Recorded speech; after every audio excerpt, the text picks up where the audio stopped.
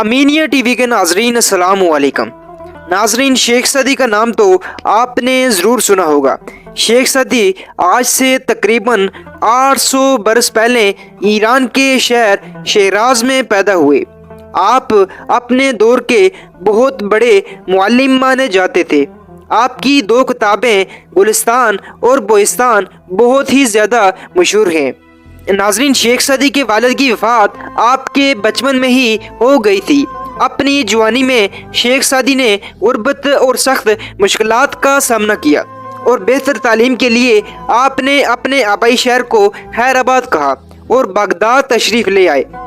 آپ نے المدرسۃ النظامیہ میں داخلہ لیا، جہاں آپ نے اسلامی سائنس، قانون، حکمت و فلسفہ، تاریخ، عربی ادب اور اسلامی اہلیات کی تعلیم حاصل کی۔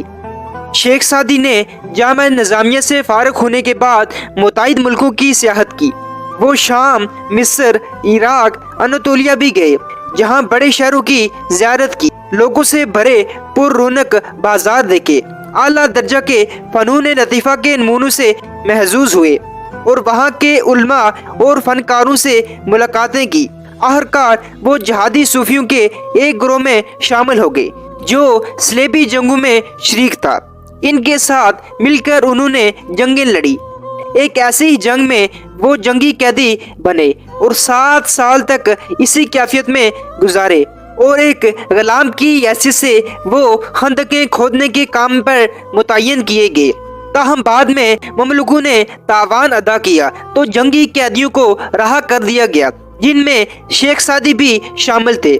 قید سے رہائی کے بعد شیخ سعدی نے یروشلم یعنی بیت مقدس چلے گئے۔ وہاں سے مکہ اور مدینہ کا رخ کیا۔ 20 برس کی طویل مسافت کے بعد شیخ سعدی آخرکار اپنے آبائی وطن ایران پہنچے، جہاں انہیں اپنے پرانے رفقا کی صحبت میسر آئی۔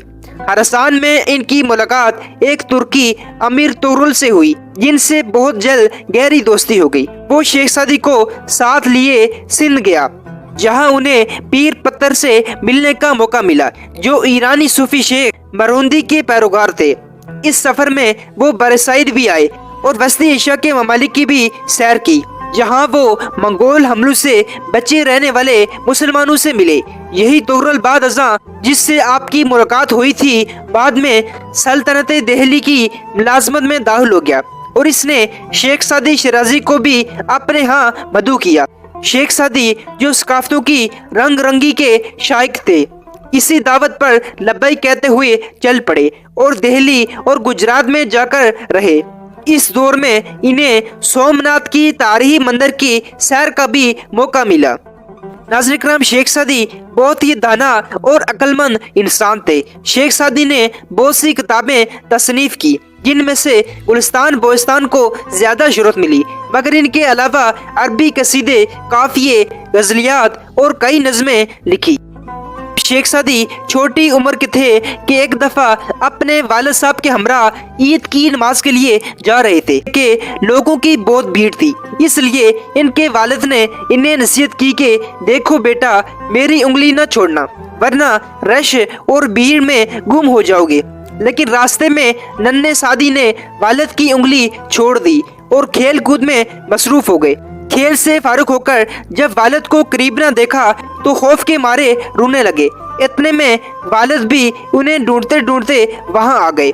کان کھینچتے ہوئے جھڑک کر فرمایا کہ ناسمجھ بچے، میں نے تمہیں کیا کہا تھا، میری انگلی مضبوطی سے پکڑ کر رکھنا، لیکن تم نے دھیان نہیں کیا اور میرا کہنا نہ مانا اور پریشانی ہوئی۔ بڑی عمر میں حضرت سعدی لوگوں کو یہ اپنی آپ بیتی سنا کر فرمایا کرتے تھے کہ اگر تم دنیا کی بھیڑ میں گم ہونا نہیں چاہتے تو کسی نیک بندے کا دامن تھام لو، ورنہ پریشانی میں ٹھوکریں کھاتے پھرو گے۔ جو بزرگوں کا دامن چھوڑ دیتا ہے وہ یوں ہی بھٹکتا رہتا ہے۔ ناظرین کرام، شیخ سعدی اپنا واقعہ یوں بیان فرماتے تھے کہ ایک دفعہ میرے پاؤں میں جوتا نہ تھا اور جیب میں کوئی پیسہ بھی نہ تھا کہ میں اس سے جوتا خرید سکوں۔ میں ننگے پاؤں جا رہا تھا، دل سے کہہ رہا تھا کہ خدا نے میرے نصیب کتنے خراب لکھے ہیں۔ اس حالت میں چلتے چلتے میں کوفہ کی جامع مسجد میں جا پہنچا۔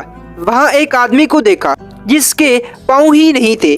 میں فوراً اللہ تعالیٰ کے حضور سجدے میں گر گیا اور اللہ کا شکر ادا کیا کہ جوتا نہ ہی صحیح اللہ تعالیٰ نے مجھے پاؤں تو دے رکھے ہیں۔ اپنے بچپن کا واقعہ ایک اور شیخ سعدی کچھ اس طرح بیان کرتے ہیں کہ ایک شب کو میں اپنے والد صاحب کے ساتھ مسجد میں گیا۔ میرے والد ساری رات وہاں عبادت کرتے تھے، ان کے ساتھ میں بھی نماز میں مصروف ہو گیا۔ ہمارے نزدیک چند آدمی گہری نیند سو رہے تھے۔ میں نے والد صاحب سے کہا کہ یہ لوگ ایسے سو رہے ہیں جیسے مر گئے ہیں۔ کسی نے نماز پڑھی اور نہ دعا کی۔ والد صاحب نے کہا، بیٹے اگر تو بھی نوافل نہ پڑھتا، باقی ذکر نہ کرتا اور ان لوگوں کی طرح سو جاتا تو اس سے بہتر ہوتا کہ تو ان کی برائی بیان کر رہا ہے، یعنی غیبت کر رہا ہے۔ اس طرح ناظرین کرام، شیخ سعدی نے اپنی کتابوں میں بہت سے نصیحت آمیز واقعات لکھے ہیں۔ شیخ سعدی نے 100 برس کی عمر پائی اور ان کا انتقال اپنے آبائی شہر ایران میں ہوا۔ امید کرتا ہوں آپ کو اس ویڈیو میں بہت سی چیزیں جاننے کو ملے ہوگی۔ اگر آپ ہمارے چینل پہ نئے ہیں تو ہمارے چینل کو سبسکرائب کیجئے۔ تب تک کے لیے اجازت دیجئے، اللہ حافظ۔